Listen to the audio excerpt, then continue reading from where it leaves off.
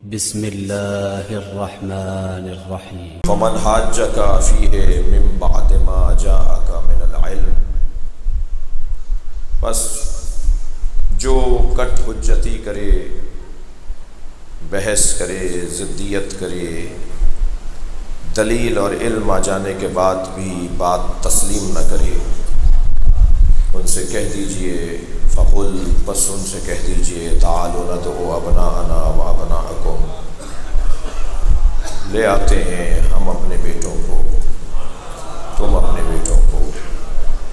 لے آئیں ہم اپنے بیٹوں کو اور تم لے آؤ اپنے بیٹوں کو، ونساءنا ونساءکم، اور ہم لے آتے ہیں اپنی بیٹیوں کو اور تم لے آؤ اپنی بیٹیوں کو، وانفسنا وانفسکم، اور ہم لے آتے ہیں اپنے جیسوں کو اور تم لے آؤ اپنے جیسوں کو، ثم نبتہل، اور اس کے بعد ہم مباہلہ کریں گے، ونجعل لعنۃ اللہ علی الکاذبین، اور پھر ہم قرار دیں گے اللہ کی لعنت جھوٹوں پر۔ یہ آیت کا وہ محاوراتی ترجمہ ہے جو میں نے ابھی آپ کے سامنے پڑھا۔ اس آیہ کریمہ میں تمام پنجتن کی عظمت کا بیان ہے، اور یہ آیہ کریمہ علماء کبار عالم اسلام کے نزدیک پنجتن کی عظمت کی منفرد اور خاص آیت ہے۔ آیات تو اہل بیت کی شان میں 300 سے زیادہ ہیں، مگر جس آیت پر کسی طور کسی پل کوئی اعتراض، کوئی شبہ، کوئی اختلاف نہیں ہے، ان میں سے ایک آیت ہی آیت ہے۔ پنجتن کی عظمت میں اس آیہ کریمہ میں جو بیان ہوا وہ بہت روشن ہے۔ گنجائش پنجتن سے زیادہ کی تھی، 5 تنوں سے زیادہ کی گنجائش تھی، مگر مباہلے میں 5 تن ہی گئے۔ جو لوگ پنجتن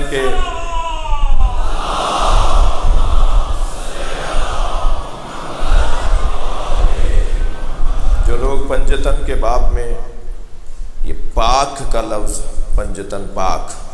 اس لفظ پر بھی معترض ہیں، وہ مجھے نہیں پتا کہ انہوں نے قرآن کتنا پڑھا ہے، اس لیے کہ قرآن مجید میں انہی 5 کو اللہ نے پاک کہا ہے، وہ آیہ تطہیر کی صورت میں ہو یا وہ آیہ مباہلہ کی صورت میں ہو۔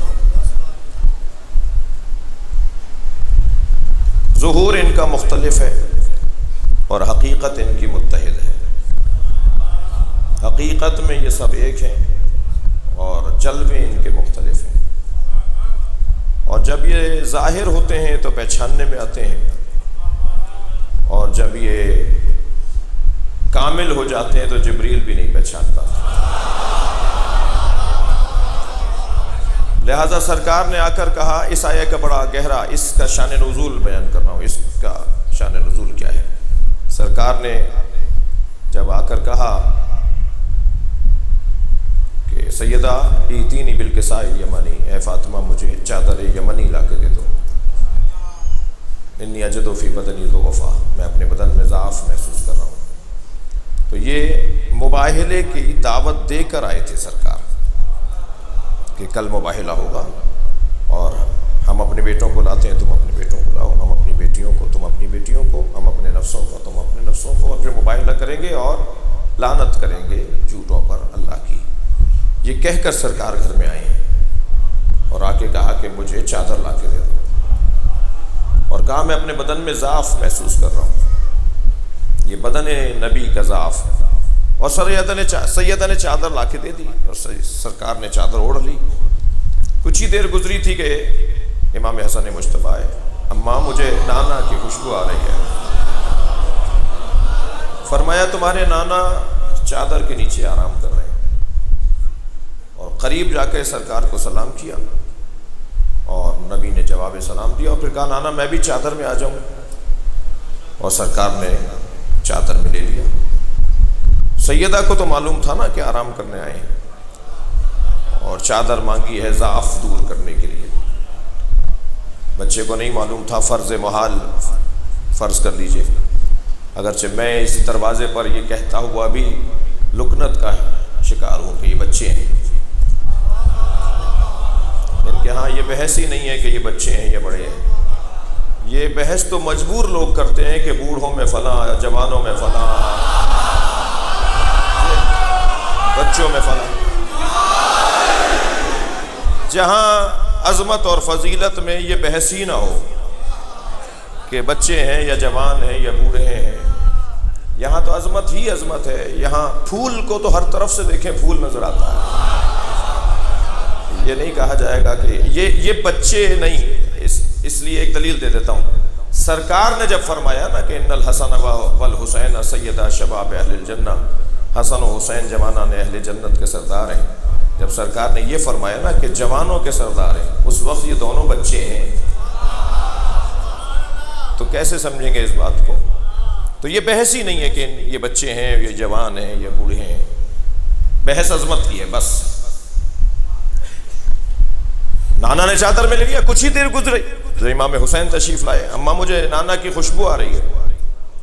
اور بیوی نے فرمایا ہاں تمہارے نانا تمہارے بھائی کے ساتھ چادر میں ہیں۔ یہاں بھی بیوی نے نہیں فرمایا کہ آرام کر رہے ہیں، ایسا لگ رہا ہے جیسے آرام بیوی بڑھا رہی ہیں، آرام کا انتظام کر رہی ہیں،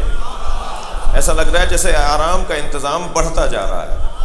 اور پھر امام حسین نے بھی جا کے سلام کیا اور نبی نے جواب دیا اور چادر کی اجازت مانگی اور نبی نے چادر میں لے لیا۔ کچھ دیر بعد مولا علی آ گئے، اب یہاں یہ بات ہی ختم ہو گئی کہ بچے تھے،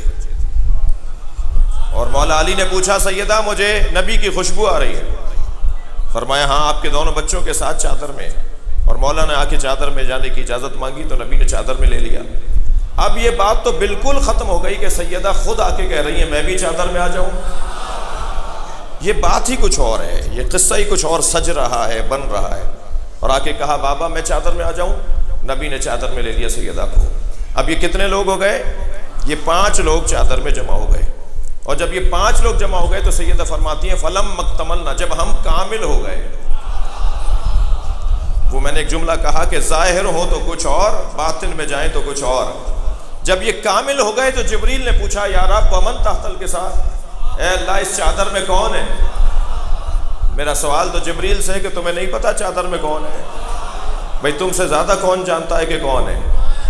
تم آیتیں لے کر آتے ہو، تم اللہ کا پیغام لے کر آتے ہو، تم اللہ کے احکامات لے کر آتے ہو، توجہ کر لی، اور یہاں سے روٹیاں لے کر جاتے ہو، یہاں سے حاجتیں لے کر جاتے ہو، تم تو جانتے ہو کہ یہ کون ہے،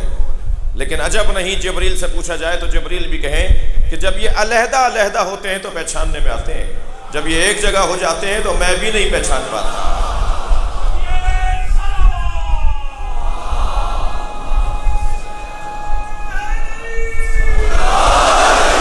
اور پھر اللہ نے جواب دیا ہم فاطمہ۔